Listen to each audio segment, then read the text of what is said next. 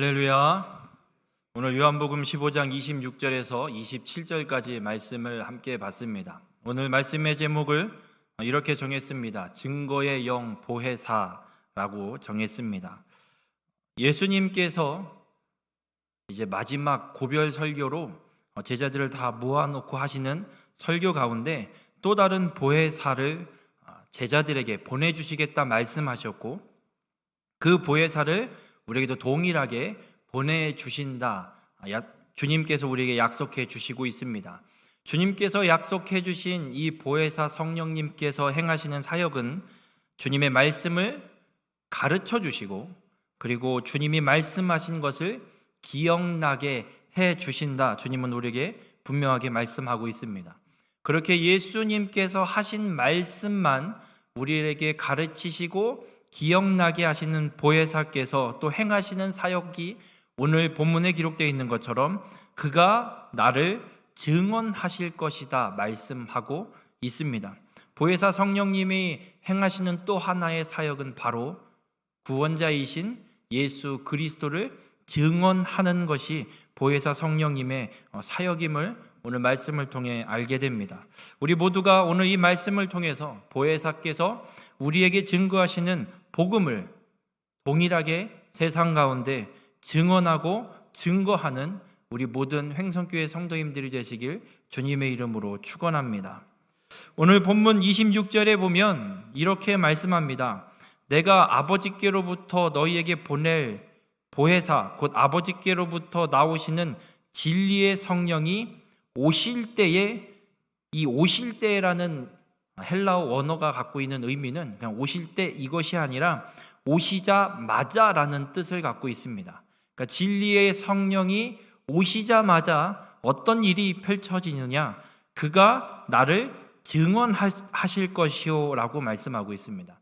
이 증언하실 것이요 라는 이 헬라어가 갖고 있는 시제가 있습니다. 미래, 과거, 현재 이런 시제가 있는데, 이 본문에 증언하실 것이요 라는 시제는 미래 시제로 돼 있어서 보혜사께서, 진리의 성령인 보혜사께서 우리에게 오시자마자 그리스도를 증언하시는데, 어떻게 증언하시느냐? 쉬지 않고 계속해서 끊임없이 우리에게 증거하신다, 주님은 우리에게 말씀해 주고 있습니다.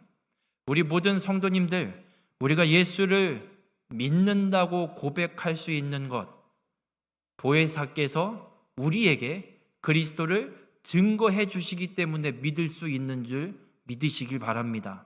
우리가 예수 그리스도를 믿고 그분이 나의 죄를 대신 지시고 십자가에 죽으셨다가 3일 만에 죽은 자 가운데서 다시 살아나셨다라는 이 진리의, 이 구원의 사실을 우리가 알 수 있는 이유는 보혜사께서 우리에게 그 그리스도의 구원의 사건을 증거해 주시기 때문에 우리가 믿을 수 있는 줄 잊지 마시길 바랍니다. 그렇게 보혜사 성령님은 다른 것을 이야기하는 것이 아니라 철저하게 그리스도, 우리의 구원자 되시는 예수님을 증언하고 증거하시는 보혜사 성령님, 그 사명을 갖고 계신 분임을 잊지 마시길 바랍니다. 우리가 이 성령님의 역사, 성령님의 일하심에 대해서 은사에 연결지어서 이해하는 경우가 많습니다. 어제 한 권사님이 찾아오셨어요. 목사님, 모 학교에 모 교사가 아이들에게 어느 교회가 좋으니 같이 좀 가자, 그래서 부모님만까지 전화해서 같이 가자라고 연락이 온다는데 이 교회가 어떤 교회인지 좀 확인 좀 해주세요. 그래서 찾아봤습니다. 아직 이단으로 정제되어 있는 교단은 아닌데, 살펴보니 신사도 운동의 영향을 받은 계통의 교회였습니다. 어떤 교회냐면 은사주의의 교회입니다. 그리고 신사도 운동은 구약에, 신약에 나와 있는 사도들, 지금 이 시대에도 그들과 동일한 사도들이 있다. 그래서 그 사도들을 통해서 이 땅에 하나님께서 여러 은사들을 펼치시면서 역사들을 펼쳐간다, 이런 교리에서 좀 벗어난 이야기들을 하는 계통의 이단으로 정제된 사람들입니다. 그래서 한번 살펴봤어요. 그래서 또 저희 단톡방이 있어서 여러 곳에 전국에 모인 교역자들한테 물어봤더니 어느 해외에서 하는 집회 영상을 또 한번 참고해보라고 보내주더라고요. 어떤 일들이 일어나냐, 그냥 지나가면서 우스갯소리 한마디 던지는데 그냥 입신하고 난리를 치는 장면들이 그 집회 가운데 일어나는 걸 보게 됩니다. 여러분, 우리가 성령의 역사하심에 대해서 오해하시면 안 됩니다. 은사가 나타나야 성령의 역사가 아닙니다. 은사는 선물입니다. 성령의 은사는 성령께서 역사하시는 가운데 주시는 선물이지 은사가 성령이 아닙니다. 왜곡하시면 안 되고 오해하셔도 안 됩니다. 여러분, 한 가지 여쭤보겠습니다. 생일에 선물을 받으십니까? 받아보질 못하셨습니까? 여쭤보겠습니다. 생일이 중요합니까? 선물이 중요합니까? 선물이 중요하죠. 내 생일엔 자녀들이 이왕이면 현금으로 두둑히, 그게 중요하죠. 근데 여쭤보겠습니다. 생일이니까 받는 선물입니까? 선물 받기 위해 생일이 존재합니까? 선물 받기 위해 생일이 존재하면 전 1년 365일이 제 생일입니다. 말이 안 되는 소리죠. 성령의 역사를 이 은사의 어떤 현상으로 왜곡하고 오해하지 않기를 주님의 이름으로 간절히 부탁을 드립니다. 그러면 성령의 역사가 어떻게 나타나는가? 성령의 역사하심은 도대체 어떤 일인가? 사도행전 1장 8절에 보면 예수님께서 승천하시기 전에 제자들한테 다시 한번 마지막 당부의 말씀을 기록하고 있습니다. 오직 성령이 너희에게 임하시면, 성령이 제자들에게 임하면 어떤 일이 일어나느냐? 권능을 받고 예루살렘 온 유대와 사마리아와 땅끝까지 이르러 내 증인, 예수 그리스도를 증거하는 증인이 된다 말씀하고 있습니다. 여러분, 성령이 임하시면 은사가 나타나는 것이 아니라 예수 그리스도의 증인이 됨을 주님은 우리에게 분명하게 말씀하고 있습니다. 우리 모든 성도님들, 성령의 역사는 복음 증거입니다. 은사가 아니라 복음 증거가 성령의 역사이고 성령의 임재의 증거임을 믿으시길 바랍니다. 예수님의 제자들이 예수님을 잘 따라다니다가 이제 예수님이 잡히실 때가 됩니다. 다 도망갑니다. 어디로 갔는지 하나도 없습니다.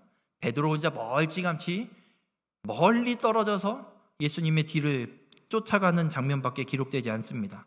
그렇게 예수님으로부터 도망간 제자들이 어떻게 복음을 증거하고 목숨도 아끼지 않고 복음을 증거하는 사도로 변화될 수 있는가? 이유는 하나입니다. 그들에게 성령이 임했기 때문에 그렇습니다. 보혜사 성령이 그들에게 임하자 그들은 나가서 복음을 증거했습니다.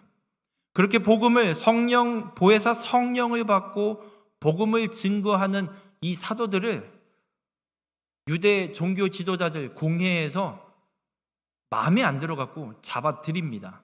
그리고 때리고 위협합니다. 야, 니들 한 번만 더 예수의 이름으로 가르치고 예수의 이름을 증거하면 그땐 진짜 죽는다. 하지마! 이렇게 위협을 합니다. 이때 매를 잡고 위협을 당하는 베드로와 사도들은 담대하게 이런 소리를 합니다. 하나님 앞에서 내가 니들 말 듣는 게 옳은지, 하나님 말씀을 듣는 게 옳은지 니들 스스로 판단해봐라. 내가 보고 들은 걸 말하지 않을 수 없다. 이렇게 외치고 복음을 끝까지 증거하는 모습을 보게 됩니다. 그래서 사도들은, 성령을 받은 주님의 제자들은 날마다 성전에 있든 집에 있든 어디 있든 그리스도, 예수는 그리스도, 예수는 구원자라고 가르치기와 전도하기를 쉬지 않았다라고 성경은 우리에게 분명하게 말씀하고 있습니다. 우리 모든 성도님들, 증거의 영 보혜사가 임하시면, 보혜사 성령 충만함을 받으면 제자들은 어디서든 예수님을 증거하게 됩니다. 우리에게도 보혜사 성령님이 임하시면 은사가 나타나는 것이 아니라 가장 먼저 담대하게 복음, 예수 그리스도만이 우리의 구원자 되심을 증거하는 복음 전파의 역사가 일어나게 됨을 믿으시길 바랍니다. 그래서 주님은 우리에게 오늘 본문에서도 분명하게 말씀합니다. 너희도 처음부터 나와 함께 있었으므로 증언하느니라. 연약한 제자들, 너희들에게 보혜사 성령이 임하면 나가서, 처음부터 나와 함께 있었던 너희들도 나가서 예수와 함께 다니며 내가 알려줬던 그 진리의 말씀을 세상 사람들에게 증언하라고 주님이 말씀하고 있습니다. 우리 모든 성도님들, 제자들에게 주신 주님의 말씀은 2000년 전 이들에게만 주어진 것이 아니라 2000년이 지난 지금 우리에게도 동일하게 주어지는 주님의 약속의 말씀임을 믿으시길 바랍니다. 우리에게 주어진 사명, 바로 복음, 그리스도를 증언하는 삶이 우리에게 주어진 사명임을 믿으시고 우리 모든 성도님들 땅끝까지 이르러 그리스도를 증언하는 귀한 축복의 삶이 되시길 주님의 이름으로 축원합니다. 그러면 복음을 어떻게 증거하면서 그리스도의 증인으로 이 사명을 감당할 수 있을까? 여러분, 베드로는 오순절날 성령 강림 사건이 일어난 이후에 나가서 설교합니다. 그 설교에 수많은 사람들이, 수천 명의 사람들이 회심하고 그리스도를 믿어 구원받는 놀라운 역사들이 일어납니다. 그때 이 베드로가 설교한 설교의 내용은 간단하게 정리하면 이렇습니다. 당신들이 십자가에 못 박아 죽인 그 예수가 그리스도 맞습니다. 왜냐하면 하나님께서 그를 죽은 자 가운데서 다시 살리셨고 다시 살아나신 예수 그리스도만이 우리를 하나님께로 영원한 생명으로 진리로 인도하시는 구세주이기 때문에 그렇습니다. 그리고 우리가, 제자들이, 베드로가 이야기하는 겁니다. 내가 그걸 똑똑히 내 눈으로 다 봤습니다. 죽는 것도 봤고 부활한 것도 봤고 그리고 하늘로 승천하셔서 하나님 보좌 우편에 앉은 것도 내가 봤습니다. 당신들이 아무리 부인하고 거부할지라도 이 예수 그리스도만이 우리의 구세주, 구원자 되심을 담대하게 선언합니다. 조용히 이야기한 게 아닙니다. 저 골방에 쑤셔 박혀갖고 혼자 예수님이 진짜 그리스도인데 이걸 어떻게 얘기하지? 혼자 꿍꿍거리고 있는 게 아닙니다. 베드로, 사도들은 나가서 선포했습니다. 여러분, 로마서 10장 14절에 이런 말씀이 있습니다. 그런즉 그들이 믿지 아니하는 일을 어찌 부르리요? 믿지 않는 자, 믿지 않는 그 존재를 어떻게 부르겠냐는 겁니다. 왜 믿지 못하느냐? 듣지도 못한 일을 어찌 믿으리요? 들어본 적이 없으니까 믿지 못하는 겁니다. 왜 듣지 못하느냐? 전파하는 자가 없이 어찌 들으리요? 여러분, 복음을 전파하지 않으면, 우리가 이야기하지 않으면 세상 사람들이 들을 수도 없고, 듣지 못하면 믿을 수도 없고, 믿지 못하면 구원받을 수도 없습니다. 그 책임은 누구에게 있느냐? 복음을 전하지 않은 우리에게 있음을 주님은 우리에게 분명하게 말씀합니다. 여러분, 여러분이 말로, 여러분의 입술로 예수 그리스도만이 우리의 참된 구세주이십니다. 우리의 죄를 대신 지시고 십자가에 죽으시고 다시 살아나신, 하나님이 죽은 자 가운데서 다시 살리신 그분만이 구원자 되시니 그 예수 그리스도를 믿어야 구원받습니다. 이걸 전하지 않으면 한 영혼이 구원받지 못합니다. 우리 모든 성도님들, 천하보다 귀한 한 영혼이 구원받을 수 있도록 때를 얻든지 못 얻든지, 집에 있든지 밖에 나가든지, 앉으나 서나 복음을 증거하는, 입술을 열어 복음을 말하고 증거하는 귀한 축복의 삶이 되시길 주님의 이름으로 축원합니다.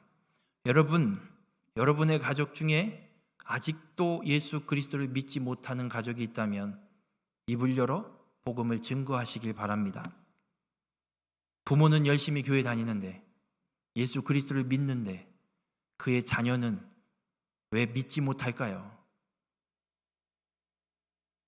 복음을 들어본 적이 없어서 믿지 못할 겁니다. 미국의 한 목사님이 집회를 가셨는데 한 청년이 찾아와서 이야기하더랍니다. 오늘 말씀을 들어보니 예수님이 정말 구세주인 게 맞는 것 같습니다. 예수를 믿으려면 어떻게 해야 됩니까? 그래서 이분이 이 청년과 이 목사님이 이야기를 쭉 하면서 얘기를 풀어가면서 물어봤답니다. 가족 중에 예수 믿는 사람이 없습니까? 있답니다. 어머니는 교회학교 교사랍니다. 열심히 하신답니다.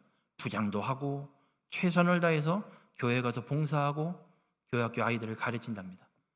그럼 어머니한테 예수 믿고 구원받으라고 그리스도인이라는 이야기를 들어본 적이 없어요? 이 청년의 대답이 한 번도 들어본 적이 없습니다. 그럼 아버지는 교회 다니세요? 네, 아버지도 교회 다니십니다. 아버지도 열심히 교회에서 봉사하십니다. 그럼 아버지한테는 이야기 들어본 적이 없어요? 네, 한 번도 들어본 적이 없습니다. 이게 우리의 현실은 아닙니까? 우리 모든 성도님들, 믿지 않는 가족에게 복음을 증거하십시오. 이야기하십시오.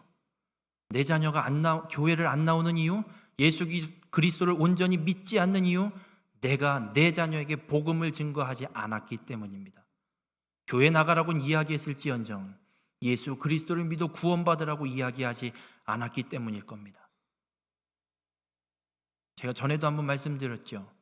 우리 교회 유치부 아이 중에 한 아이가 집에서 맨날 그 얘기를 합니다. 교회 안 가면 지옥 간다고. 우리 집에서 나만 천국 가고 우리 식구들은 다 지옥 갈 거라고. 7살짜리 6살짜리 아이 입에서 나오는 말입니다. 그 아빠가 물어봤답니다. 아빠는 그럼 지옥 가니? 교회 안 가니까. 예수 안 믿으니까. 그럼 엄마는? 이러고 물어봤답니다. 그랬더니 얘가 고민을 하더래요. 엄마는 나를 예배드리라고 교회까지 태워다 주니까 내가 교회 가서 하나님한테 물어볼게. 여러분, 7살짜리 아이도 예수 그리스도를 믿으면 집에 가서 복음을 증거합니다. 우리가 믿지 않는 우리의 가족에게 복음을 증거하지 않으면 우리의 가족은 구원받을 수가 없습니다. 바라기는 우리 모든 성도님들, 사랑하는 가족에게 우리를 구원하시는 이 예수 그리스도의 복음을 온전히 증거하는 믿음의 삶이 되시길 바랍니다. 우리의 입으로 말하지 않으면 안 됩니다. 교회 가서 목사님 말씀 잘 들어. 그럼 깨달아질 거예요. 뭘 믿어줘야 가지요. 여러분, 숨지 마십시오. 믿지 않는 나의 가족에게 담대함으로 하나님 앞에 간절히 기도함으로 입으로 복음을 증거할 수 있는 그리스도의 증인된 우리 모든 성도님들이 되시길 주님의 이름으로 축원합니다. 그렇게 복음을 말로 전하고 그냥 그러면 끝인가? 주님은 우리에게 말씀합니다. 말만 하는 게 아니라고 주님은 우리에게 말씀하고 있습니다. 예수 그리스도를 믿어 구원받은 우리의 삶이 어떤 삶이 되어야 하는지 주님은 분명하게 말씀합니다. 마태복음 5장 16절에 예수님께서 너희는 세상의 빛과 소금이라는 말씀을 하시면서 이런 말씀을 합니다. 이같이 너희 빛이 사람 앞에 비치게 하여. 이 빛은 예수 그리스도께서 우리에게 비춰주신 생명의 빛입니다. 그 생명의 빛을 사람에게 비치게 하여 그들로 너희 착한 행실을 보고, 우리가 예수 그리스도를 믿어 구원받은 자로 행하는 착한 행실, 옛사람 육체의 소욕을 따라 행하는 행실이 아니라 성령의 소욕을 따라 성령님께서 행하시는 대로, 성령님께서 인도하시는 대로 행하는 우리의 행실을 보고 세상의 사람들이 하늘에 계신 너희 아버지께 영광을 돌리게 하라 우리에게 분명하게 말씀하고 있습니다. 말로 복음을 전하고 우리의 착한 행실로 세상의 사람들이 하나님께 영광을 돌리게 하라고 주님이 우리에게 분명하게 말씀하고 있습니다. 이 삶을 살아낸 사람이 있습니다. 요셉입니다. 노예로 팔려갔습니다. 노예로 팔려간 요셉을 본 주인 고백합니다. 하나님이 이와 함께 하시니. 그 보디발은 하나님 모릅니다. 아는 정도는 이럴 겁니다. 내가 사온 히브리 종 이놈이 믿는 신, 종놈이 섬기는 신, 이 정도밖에 생각할 수 없습니다. 그런 보디발이 요셉을 보니까 이런 생각이 드는 거예요. 야, 얘가 믿는 신이 얘가 함께 하는 거는 맞긴 맞나 보네. 이런 생각을 할 정도예요. 하나님을 모르는 자가 하나님을 알 수 있다? 오늘 주님의 이 말씀처럼 예수 그리스도를 믿는 우리의 삶이 육체의 소욕을 따라 살아가는 삶이 아니라 성령의 소욕을 따라 우리의 믿음으로 행하는 착한 행실을 보고 세상의 사람들이 하나님을 믿고 하나님께 영광을 돌릴 수 있음을 우리에게 분명하게 말씀하고 있습니다. 이 코로나 사태를 지나면서 통계를 내고 연구하는 목회 연구 기관이 있습니다. 그곳에서 조사를 했는데 코로나 1년을 보내면서 2021년 1월경에 통계 조사를 냈습니다. 한국 교회의 신뢰도. 그 통계를 낸 내용 중에 불신자들이 한국 교회를 향해 얼마나 신뢰를 하고 있는가? 9% 나왔습니다. 10%도 안 됩니다. 못 믿겠대요. 제가 어렸을 때 기억이 있습니다. 학교 들어가기 전 기억인 것 같아요. 저희 동네에서는 교회 권사님이라 그러면 그냥 돈 빌려줬습니다. 교회 권사님이 5분밖에 안 계셨거든요. 교회 권사님이 어렵다고 좀 돈 좀 필요하다고 이야기하면 그냥 빌려줬습니다. 보증도 없이 그냥 빌려줬습니다. 믿을만 하니까 교회 권사면. 근데 지금은 못 믿겠답니다, 교회를. 왜 못 믿을까요? 우리가 이야기하는 성경과 그 교회에 다니는 교인이라는 사람들의 삶의 모습이 너무 다르기 때문에 못 믿겠다고 이야기합니다. 우리 모든 성도님들, 이런 열악한 상황에 나가서 예수 그리스도를 믿으라고 전한다 그러면 과연 얼마나 믿을까요? 한우 축제 기간 우리 총여선교회에서 또 간식과 또 여러 가지 선교 사업을 위해서 간식거리를 좀 부스를 마련해서 판매를 하고 있는데 포스트잇 메모지 전도 물품도 드리고 물티슈도 드리고 있습니다. 간식거리를 받으니까 흐르거나 이런 것 때문에 닦기 좋다고 물티슈 주니까 너무 좋대요. 요즘에 어디 가면 메모지 이런 거 포스트잇 주는 데가 없는데 여긴 또 이거 주니까 너무 좋대요. 고맙대요. 그게 다예요. 고맙고 좋은 걸로 끝나면 되는 게 아닙니다. 이런 일을 하는 교회가 아직도 있구나라가 이것이 그들의 마음에 심겨되는 줄 믿으시길 바랍니다. 우리가 행해야 하는 일은 그렇습니다. 예수 그리스도를 믿어 구원받은 우리의 삶이 철저하게 하나님의 말씀과 하나님의 뜻대로 행하는 믿음의 삶을 살아내서 우리의 착한 행실을 보고 세상의 사람들이 하나님 아버지께 영광을 돌리게 하는 믿음의 삶을 살아야 합니다. 그럼 어떤 모습이 하나님께 영광을 돌리도록 세상 사람들에게 그런 호감을, 그런 생각을 갖게 할까? 초대교회에 복음을 전하는 모습을 좀 살펴보면 사도행전 2장 47절에 이렇게 말씀합니다. 하나님을 찬미하며 또 온 백성에게 칭송을 받으니, 여러분, 초대교회 성도들은요, 온 백성에게 칭송을 받았습니다. 이 칭송이라는 헬라어 단어가 갖고 있는 뜻이 좋게 보인다, 호감을 갖게 한다. 초대교회 성도들은 세상 사람들이 보면 호감 가는 사람, 이 의미를 갖고 있습니다. 그래서 온 초대교회 모든 성도들이 하나님을 찬양하니까 온 백성에게 칭송을 받아서 어떤 일이 일어나느냐? 주께서 구원받는 사람을 날마다 더하게 하신다.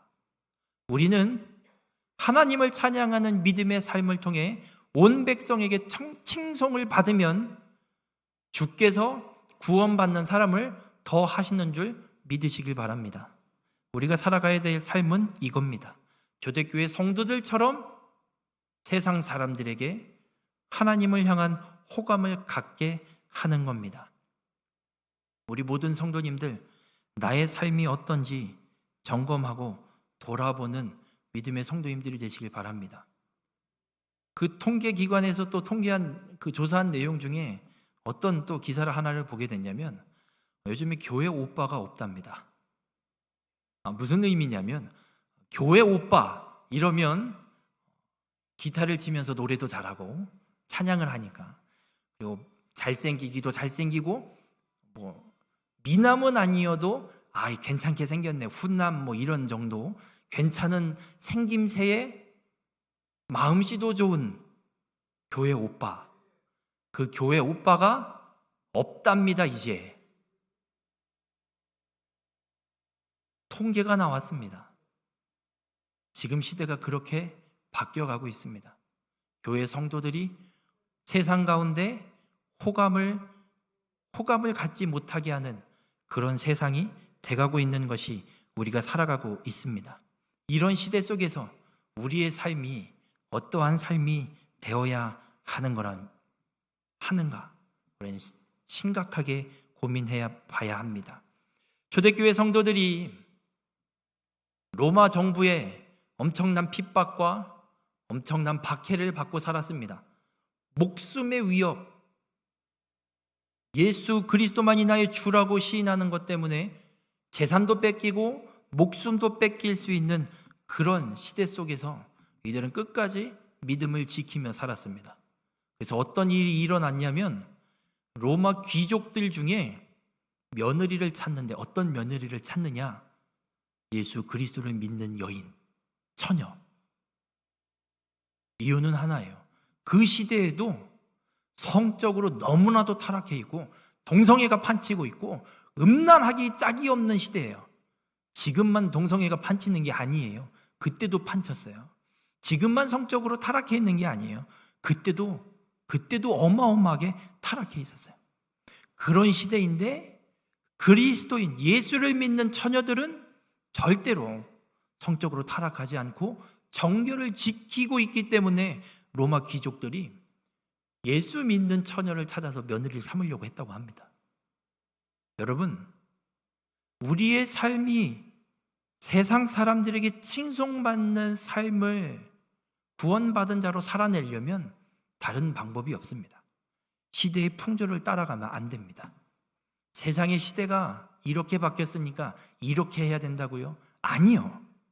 주님의 말씀이 그렇지 않으면 그렇게 하면 안 됩니다. 세상이 그렇게 가고 있는데 교회만 왜 미련맞게? 아니요. 세상이 그렇게 이야기한다고 교회가 바뀌니까 교회를 신뢰하지 않는 겁니다. 세상의 풍조가 어떻다 할지라도 우리는 오직 하나님의 말씀, 진리의 이 말씀을 따라 행해야 되는 줄 믿으시길 바랍니다. 그러면 우리가 믿음으로 주님의 말씀을 따라 행할 때 세상 사람들은 우리의 그 착한 행실을 보고 하나님께 영광을 돌리게 되는 줄 믿으시길 주님의 이름으로 축원합니다. 어느 목사님이 책을 쓰셨습니다. 그 책에 한 예화가 기록되어 있는데 이런 예화가 기록이 되어 있어요.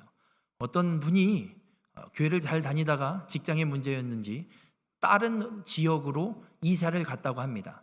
그래서 주일이 돼서 예배를 드리려고 차를 끌고 나가서 어디 교회를 가야 될까 고민을 하다가 길가에 한 경찰이 서 있길래 차를 세우고 경찰을 불러서 물었답니다. 혹시 교회 다니세요? 이렇게 물었답니다. 그랬더니 아니요. 그럼 혹시 지금 교회를 찾고 있는데 좀 교회를 추천해 주실 수 있으세요? 이렇게 물었더니 그 경찰이 그러답니다. 내가 교회는 안 다녀서 어디 교회가 좋은지 모르겠는데 당신이 꼭 교회를 가야겠으면 저기 있는 저 교회 말고 여기 있는 이 교회를 가라고 물었답니다. 왜요? 그랬더니 저기 있는 저 교회 예배 끝나고 나오는 걸 보면 사람들이 얼굴이 시원치가 않아요. 뭔가 답답한 표정으로 나와요. 근데 이 교회는 예배 끝나고 사람들이 나오는 표정을 보니까 웃으면서 뭐가 그렇게 좋은지 표정이 너무나 달라요. 내가 교회는 안 다니지만 저 교회보단 웃고 사람들이 웃으면서 나오는 이 교회가 더 나은 것 같아요.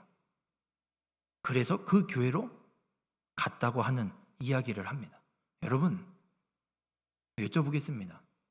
예배가 끝나고 이 예배당을 나가는 여러분의 표정은 어떠십니까? 바라기는 하나님 앞에 예배를 드리고 세상 가운데로 나가는 여러분의 표정이 주님의 복음 때문에, 주님의 이 진리의 말씀 때문에 힘을 얻고 평안을 얻고 세상 가운데 담대하게 복음을 전할 수 있겠다라는 확신에 찬 표정으로 세상 가운데 나갈 수 있는 귀한 축복의 삶이 되시길 주님의 이름으로 간절히 부탁을 드립니다. 여러분, 우리가 이렇게 감사함으로 기쁨으로 하나님을 찬미하면 온 백성에게 칭송받는 삶을 살게 될 것이고 그 삶을 통해 주님께서 날마다 구원받는 자를 우리 교회에 더 하시는 줄 믿으시길 주님의 이름으로 간절히 부탁을 드립니다. 여러분, 세상은 자기들끼리 모여 잔치하는 교회를 찾지 않습니다. 그리스도의 사랑과 섬김으로 세상과 사람들을 사랑하고 섬기며 자기의 것을 아낌없이 나누는 교회를 세상은 기다리고 있습니다. 바라기는 우리 교회가 이런 교회가 되길 주님의 이름으로 축원합니다. 우리 모두가 증거의 영이신 보혜사께서 임재하시고 충만하여서 온 백성에게 칭송받는 우리 모든 성도님들이 되어 주께서 구원받는 믿음의 사람들을 날로 날로 더하시는 축복의 역사가 일어나기를 주님의 이름으로 축원합니다. 기도하시겠습니다. 사랑의 주님, 오늘 주님의 말씀을 통해 깨닫게 하시니 감사를 드립니다. 증거의 영이신 보혜사께서 우리에게 임하시고 우리와 함께 하시면 우리는 나가 복음의 증인이 됨을 깨닫사오니 오늘 말씀처럼 우리의 입으로 그리스도만이 나의 구원자 되심을 증거하는 그리스도의 증인된 삶이 되게 인도하시고 말로만 전하는 것이 아니라 주님의 말씀을 따라 보혜사 성령님의 힘입어 내주하시는 보혜사 성령님의 역사하심을 힘입어 온 백성에게 칭송받는 믿음의 삶을 통해 주께서 날로 날로 구원받는 자를 더하시는 놀라운 축복의 역사를 경험하는 믿음의 삶이 될 수 있도록 우리 가운데 함께하여 주시옵소서. 그래서 우리 교회가 우리 모든 성도님들의 삶이 이 땅 가운데 복음의 증인의 사명을 온전히 감당하여 하나님께 기쁨이 되는 귀한 축복의 삶으로 주님 함께하여 주시옵소서. 이 모든 말씀 예수님의 이름으로 기도드렸습니다. 아멘. 헌금 찬송